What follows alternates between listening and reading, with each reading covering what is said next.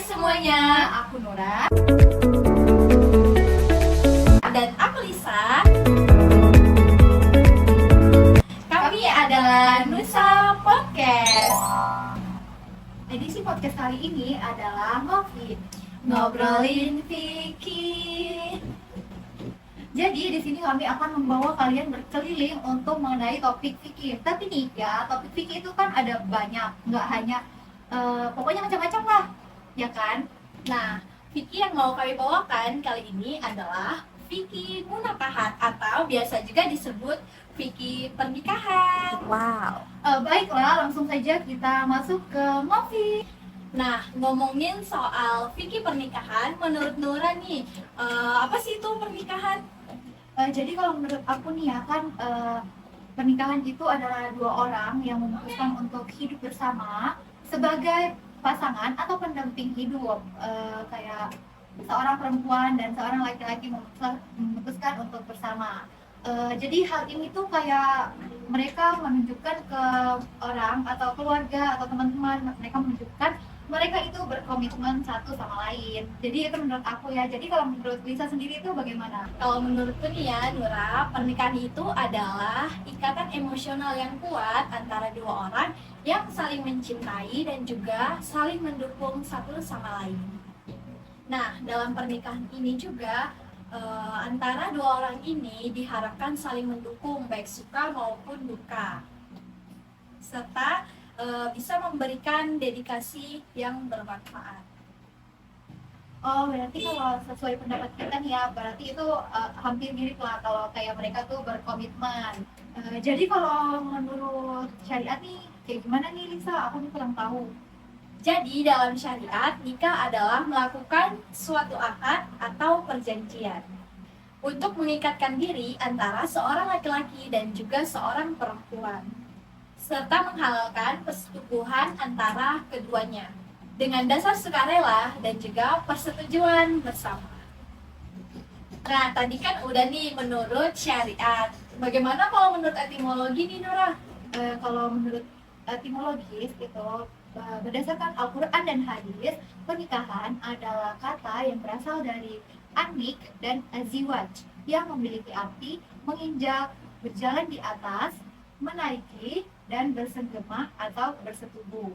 Jadi di sisi lain juga nikah itu berasal dari istilah adamu yang memiliki arti merangkum, menyatukan, dan menyimpulkan serta bersikap yang lama. Jadi selain menurut syariat, etimologi, ada juga menurut ulama nih. Dari Lisa, apa yang Lisa tahu nih dari menurut ulama?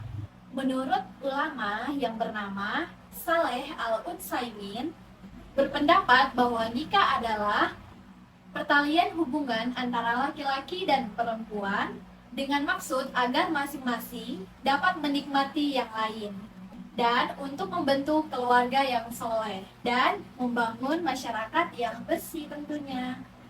Nah, tadi kan udah nih menurut para ulama yang bernama Saleh Al-Utsaimin. Nah, bagaimana dengan Nura? Menurut pendapat para ulama yang lainnya ya? Oke. Jadi ada seorang ulama nih, namanya Muhammad Abu Zahra. Di dalam kitabnya yang namanya Al-Ahwal Al-Syaksiyah menjelaskan bahwa nikah adalah akad yang berakibat pasangan lelaki dan perempuan menjadi halal dalam melakukan bersenggema serta adanya hak dan kewajiban di antara keduanya. Jadi kan kita udah bahas nih ya soal pengertian pernikahan secara ilmu fikih, etimologi, syariat, dan menurut ulama. Jadi sekarang kita masuk ke dasar hukum pernikahan nih. Jadi menurut Lisa di dalam ilmu fikih itu dasar hukum pernikahan itu seperti apa ya? Oke, baik. Mengenai dasar hukum pernikahan, nah tentunya pernikahan ini juga memiliki dasar hukum pernikahannya loh, sebagaimana dengan ibadah lainnya, yang dimana disarankan untuk umat Islam. Adapun dasar hukum pernikahan menurut Al-Quran dan hadis adalah sebagai berikut. Dan nikahkanlah orang-orang yang masih membujang di antara kamu dan orang-orang yang layak menikah dari hamba sahaya yang laki-laki maupun perempuan. Jika mereka miskin, Allah akan memberi kemampuan pada mereka dengan karunia-Nya. Dan Allah Maha Luas, Maha Pemberi. Quran Surah An-Nur ayat 32. Selanjutnya ada juga nih menurut Al-Quran dan hadis. Wahai para pemuda, siapa saja di antara kalian yang telah memiliki kemampuan untuk menikah, maka hendaklah ia menikah. Karena menikah lebih menundukkan pandangan dan lebih menjaga kemaluan. Adapun bagi siapa saja yang belum mampu untuk menikah, hendaklah ia berpuasa. Karena berpuasa itu adalah peredam syahwatnya. Baik, tadi kita kan membahas tentang mengenai dasar hukum pernikahan. Nah, itu masih dasarnya, bagaimana dengan hukum pernikahannya. Dan mengenai hukum pernikahan akan dijelaskan oleh Nura. Baik, dalam Islam itu hukum pernikahan itu disesuaikan oleh kondisi atau situasi mereka atau orang yang mau menikah. Berikut ini adalah hukum pernikahan dalam Islam. Yang pertama itu wajib ya. Jika orang tersebut memiliki kemampuan untuk menikah, dan jika dia tidak menikah, dia bisa tergelincir ke perbuatan zina. Jadi makanya pernikahan itu wajib. Yang kedua adalah hukumnya sunnah. Dikatakan sunnah karena berlaku bagi seseorang yang memiliki kemampuan untuk menikah, namun jika ia tidak menikah, ia tidak akan tergelincir ke perbuatan yang zina. Nah, jadi itu kayak ada yang wajib, ada yang sunnah, kayak ya tergantung iman dari seorang, apakah dia akan terjerumus ke zina atau tidak. Jadi kalau yang sunnah itu mungkin seperti yang saya jelaskan tadi, dan wajib yang tadi saya jelaskan. Selain wajib, sunnah, adapun makruh dari hukum pernikahan tersebut.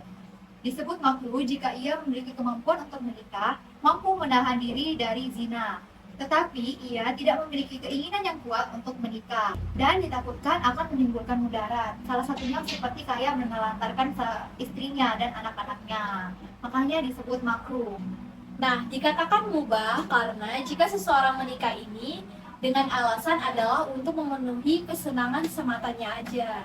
Adapun hukum pernikahan dikatakan haram jika seseorang tidak memiliki kemampuan untuk menikah dan dikhawatirkan jika ia menikah, ia akan menelantarkan sang istri dan anaknya, atau juga tidak dapat memenuhi kewajiban sebagai suami kepada istrinya, dan sebaliknya juga.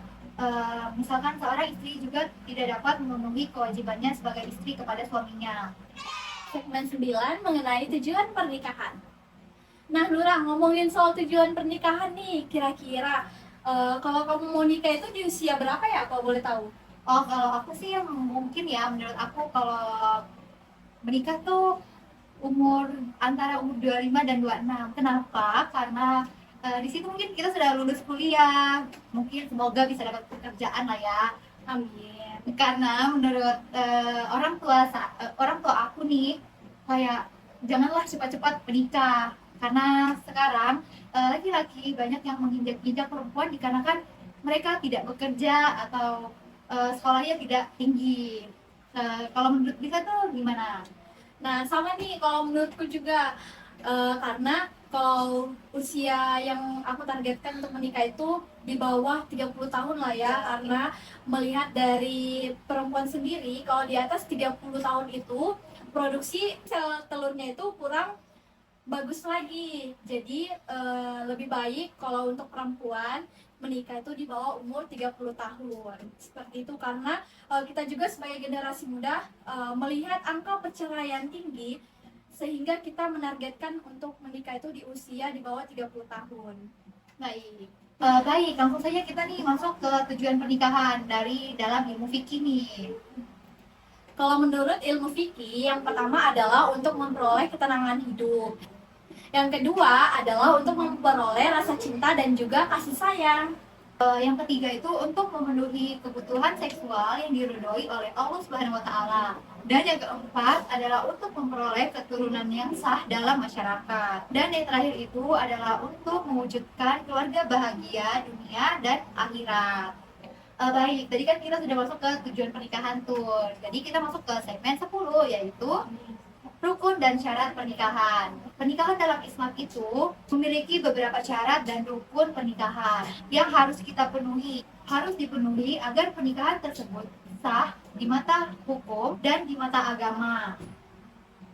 Baik menikah secara resmi maupun menikah secara siri. Berikut ini adalah syarat-syarat dan rukun pernikahan yang harus kita penuhi dalam sebuah pernikahan. Baik, yang pertama tuh ada rukun nikah. Rukun nikah adalah sesuatu yang harus ada dalam sebuah pernikahan yang mencakup yang pertama, calon mempelai laki-laki dan perempuan. Yang kedua, wali dari pihak mempelai perempuan. Yang ketiga, dua saksi. Yang terakhir adalah ijab kabul yang singkat nikah yang diucapkan oleh wali pihak perempuan dan dijawab oleh calon mempelai lelaki. Baik, yang seterusnya tuh ada syarat nikah yang akan dijelaskan sama Lisa. Syarat nikah. Adapun syarat nikah dalam pernikahan itu, yang pertama syarat nikah bagi seorang suami. Yang pertama beragama Islam, berjenis kelamin laki-laki, ada orangnya dan jelas identitasnya, setuju untuk menikah, tidak memiliki halangan untuk menikah. Kemudian ada juga syarat nikah bagi seorang istri. Yang pertama beragama Islam, yang kedua berjenis kelamin perempuan, yang ketiga ada orangnya dan juga jelas identitasnya, yang keempat setuju untuk menikah, yang kelima tidak ada halangan untuk menikah. Oke, baik. Kalau menurut syarat dari dua mempelai tersebut, dari pihak perempuan, dari pihak laki-laki itu hampir sama ya lima-limanya. Ya, baik. Sudah tadi membahas syarat dari perempuan dan laki-laki, kita bahas untuk syarat dari wali nikah nih. Adapun dari syarat wali nikah tuh, yang pertama laki-laki, yang kedua dewasa, dan yang ketiga mempunyai hak perwalian atas mempelai wanita. Yang keempat adil, yang kelima beragama Islam, yang keenam berakal sehat, dan yang terakhir tidak sedang berihram haji atau umroh. Adapun syarat dari saksi nikah dari dalam ilmu fikih, yang pertama itu minimal terdiri dari dua orang laki-laki. Yang kedua itu hadir dalam proses ijab kabul. Jadi kalau tidak hadir berarti bukan wali nikah dong. Yang tiga, mengerti maksud dari akad nikah tersebut. Yang keempat, beragama Islam. Yang kelima, adil. Dan yang terakhir itu bersikap dewasa. Adapun syarat untuk ijab kabul adalah di dalam akad nikah ada ucapan ijab kabul. Ijab adalah ucapan wali dari pihak perempuan sebagai penyerahan kepada pihak laki-laki. Sedangkan kabul adalah ucapan bagi seorang mempelai laki-laki sebagai tanda penerimaan. Dan suami wajib memberikan mahar kepada perempuan atau sang istrinya berupa mas kawin karena merupakan sebagai syarat untuk menikah. Tetapi mengucapkannya dalam akad nikah adalah hukumnya sunnah. Oke, baik. Nah tadi kita kan udah masuk ke segmen 10. Sekarang kita di segmen 11 yaitu muhrim. Muhrim ini menurut pengertian bahasa, muhrim berarti yang diharamkan.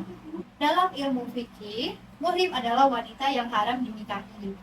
Oke, adapun penyebab-penyebab nih, kenapa wanita haram dinikahi? Yang pertama itu wanita yang haram dinikahi karena keturunan. Oke, contohnya itu kayak ibu kandung dan seterusnya ke atas, kayak nenek dari ibu dan nenek dari ayah. Yang kedua itu kayak anak dan seterusnya ke bawah, seperti cucu dan seterusnya.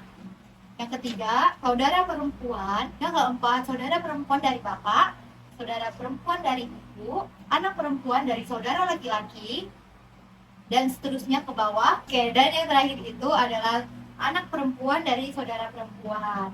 Yang kedua itu wanita yang haram dinikahi karena persaudaraan persusuan. Yang pertama itu ibu yang menyusui. Misalkan kayak ada nih anak dari tetangganya, ibunya nih tidak bisa menyusui, jadi diberikan kepada tetangganya yang satu. Jadi itu adalah seperti ibu persusuan, atau juga anaknya dari si ibu ini yang menyusuinya itu juga seperti saudara persusuannya, jadi haram untuk dinikahi. Kemudian ada wanita yang haram dinikahi karena perkawinan. Yang pertama ada mertua, yang kedua ada ibu tiri, yang ketiga ada anak tiri, dan yang keempat ada menantu. Kemudian ada juga wanita yang haram dinikahi karena ada hubungan pertalian dengan istri. Misalnya haram melakukan poligami atau beristri dua sekaligus dengan sesama saudaranya. Kemudian terhadap seorang perempuan dengan bibinya atau terhadap seorang perempuan dengan keponakannya. Masuk ke segmen 12 mengenai kewajiban suami dan istri. Agar tujuan pernikahan tercapai, maka suami dan istri harus memenuhi kewajiban mereka, yang dimana harus dilaksanakan dengan ikhlas karena Allah Subhanahu wa Ta'ala. Rasulullah Shallallahu Alaihi Wasallam bersabda, suami adalah penanggung jawab rumah tangga suami istri yang bersangkutan. Hadis riwayat Bukhari dan Muslim. Adapun secara umum mengenai kewajiban suami dan istri adalah untuk yang pertama adalah kewajiban suami. Kewajiban suami yang pertama adalah memberikan nafkah, sandang, pangan, dan juga tempat tinggal kepada istri dan anak-anaknya sesuai dengan kemampuan yang diusahakan secara maksimal. Memimpin serta membimbing istri dan anak-anak agar menjadi orang yang berguna bagi diri sendiri, keluarga, masyarakat, baik bangsa maupun negara. Yang ketiga, bergaul dengan istri dan anak-anak dengan baik atau ma'ruf, seperti menghormati istri dan anak-anak, menyayangi istri dan anak-anak, dan lain sebagainya. Yang keempat, memelihara istri dan anak-anak dari bencana, baik lahir maupun batin, duniawi maupun ukhrawi. Yang terakhir adalah membantu istri dalam tugas rumah tangga sehari-hari, terutama dalam mengasuh dan mendidik anak-anak. Nah, adapun masih banyak lagi kewajiban suami yang kami paparkan hanyalah sebagian aja. Kemudian lanjut ada kewajiban bagi istri. Oke, jadi tadi kewajiban suami sudah dibawakan Lisa di dalam ilmu fikih itu seperti itu. Dan selanjutnya kita masuk ke kewajiban seorang istri nih.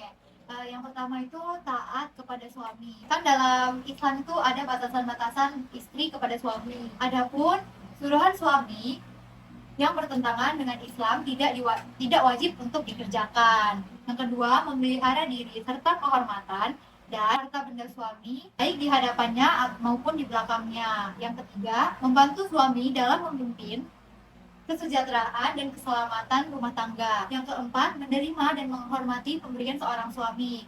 Entah itu sedikit maupun banyak, kita harus menerima dan menghormati, atau juga kita harus menghargai apa yang diberikan oleh suami. Yang kelima, hormat dan sopan kepada kepala keluarga atau suami. Terakhir, memelihara, mendidik, dan mengasuh anak-anak agar menjadi anak yang soleh dan soleha.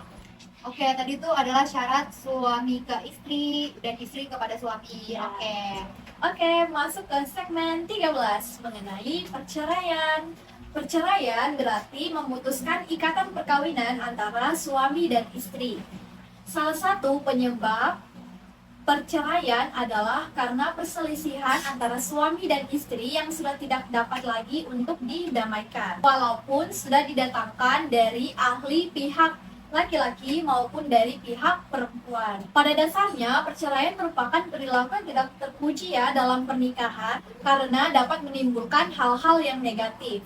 Terutama apabila suami dan istri itu sudah memiliki anak atau bisa dibilang sudah memiliki keluarga. Rasulullah Shallallahu Alaihi Wasallam bersabda, perbuatan yang halal tetapi dibenci oleh Allah adalah talak. Hadis riwayat Abu Daud dan Ibnu Majah. Pada kondisi-kondisi tertentu, perceraian sebaiknya mungkin dilakukan karena bisa menyebabkan penderitaan, baik bagi istri ataupun suami, yang menyebabkan kedurhakaan kepada Allah Subhanahu wa Ta'ala. Adapun hal-hal yang dapat memutuskan ikatan perkawinan adalah meninggalnya salah satu pihak suami atau istri, talak, fasah, hulu, li'an, ila, dan zihar.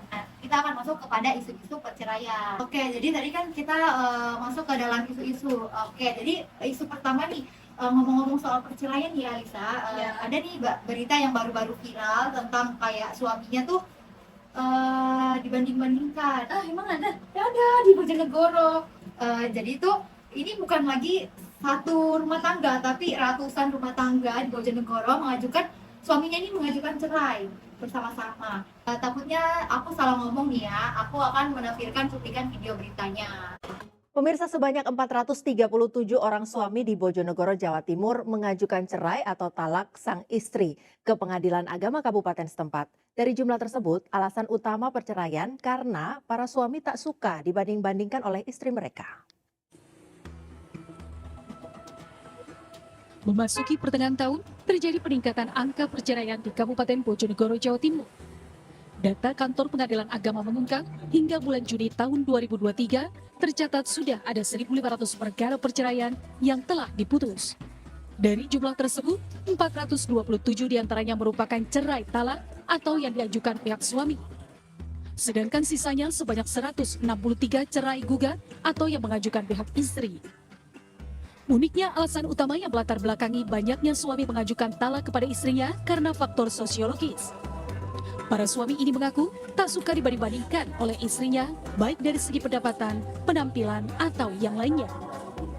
Alasan lainnya, para istri dianggap terlalu banyak meminta atau kurang memahami kondisi sang suami. Itu ada 437 perkara, tetapi yang cerai gugat ini ada 1063. Nah, kalau cerai talak itu yang mengajukan suami pada istri. Itu faktornya apa Pak yang mendominasi? Yang mendominasi tentu kalau suami itu rata-rata istrinya antara harapan dengan kenyataan berbeda. Sedangkan gugat cerai yang diajukan para istri kebanyakan karena alasan ekonomi atau faktor kemiskinan dan tingkat pendidikan yang rendah. Dari Bojonegoro, Jawa Timur, Dedi Mahdi, iNews melaporkan. Oke, dari video berita tersebut, adapun tanggapanku nih ya Lisa, jadi kayak libur lebaran kemarin tuh mungkin memang menghabiskan, menguras kantong ya, karena setahu kita liburan lebaran Idul Fitri itu belum lagi kita ngasih angpau ke anak-anak, belum lagi kita belanja kebutuhan lebaran ya. Mungkin itu adalah salah satu penyebab suaminya dibanding-bandingkan dengan pria lain atau dibanding-bandingkan dengan pria yang kerjanya ini lebih di atas dari suaminya tersebut. Kalau menurut Lisa penyelesaiannya itu gimana ya? Kalau dari aku nih mengenai cara penyelesaiannya, yang pertama adalah edukasi pranikah. Seperti yang kita ketahui, sebelum kita melangsungkan pernikahan tentunya ada edukasi pranikah yang kalau nggak salah itu dilangsungkan di KUA. Nah, jadi dalam edukasi pranikah itu mencakup komunikasi efektif, pengelolaan konflik yang mungkin atau yang pasti atau yang kita tidak tahu akan terjadi dalam rumah tangga. Baik. Yang dimana tentunya dalam berita ini agar edukasi tersebut istri baik pun suami tidak membanding-bandingkan satu sama lainnya. Kemudian penyelesaian yang kedua mungkin bisa dilihat dari pendidikan. Nah, seperti yang kita ketahui, kalau pendidikan kita bagus dan juga misalnya punya pekerjaan yang bagus, tentu suami ataupun istri tidak akan saling membanding-bandingkan. Nah, biasanya saling membandingkan itu bisa berasal dari segi ekonomi misalnya, seperti itu. Oke, baik, itu tadi tanggapan Nurah dan penyelesaian dari Lisa. Baik, itu saja kasus isu-isu yang kami bahas tentang perceraian yang viral-viral ini. Oke, kita balik ke penjelasan ilmu fikih tentang iddah. Baik, kita masuk ke topik iddah. Iddah berarti masa menunggu bagi istri yang ditinggal mati atau bercerai dari suaminya untuk dibolehkan menikah kembali dengan laki-laki lain. Tujuannya untuk melihat perkembangan apakah istri yang bercerai itu hamil ataupun tidak.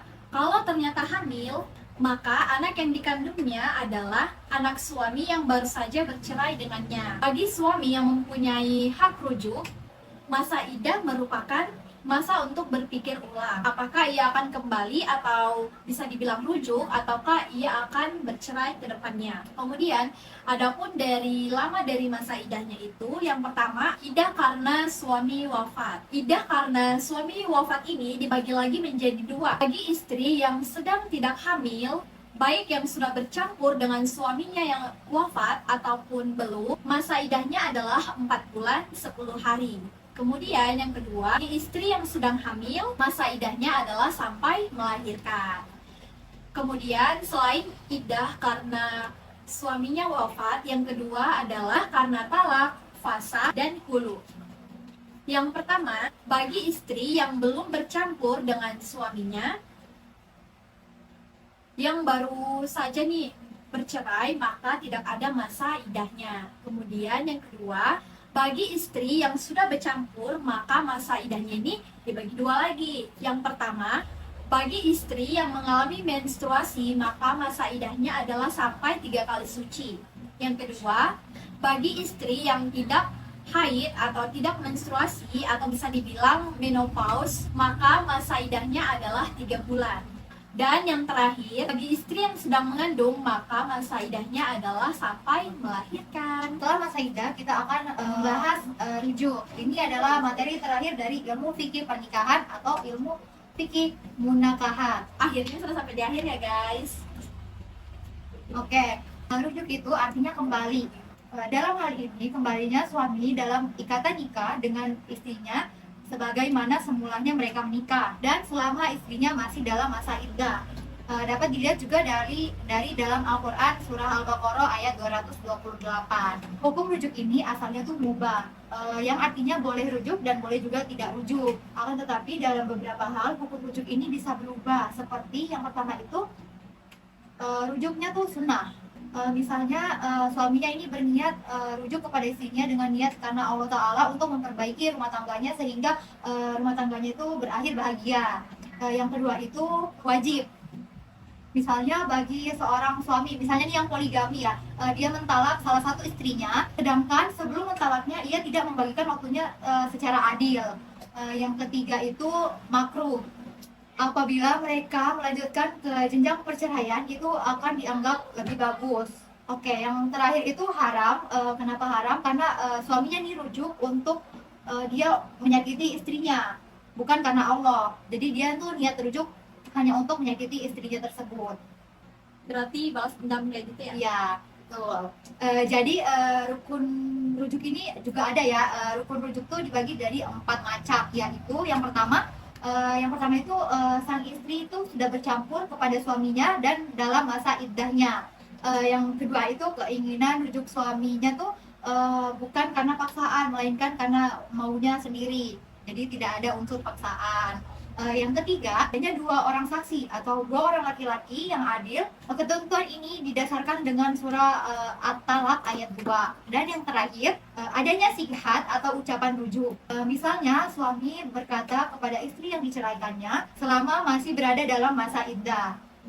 Dan dia berkata, saya rujuk engkau. Oke, baik. Itu adalah materi terakhir dari ilmu fikih yang kami bawakan atau fikih munakahat. Oke guys, demikianlah pembahasan kami mengenai ilmu fikih munakahat atau fikih yang membahas mengenai aturan pernikahan. Nah, jadi karena kami manusia biasa tentunya memiliki kesalahan dari pengucapan ataupun dari apa yang kami sampaikan.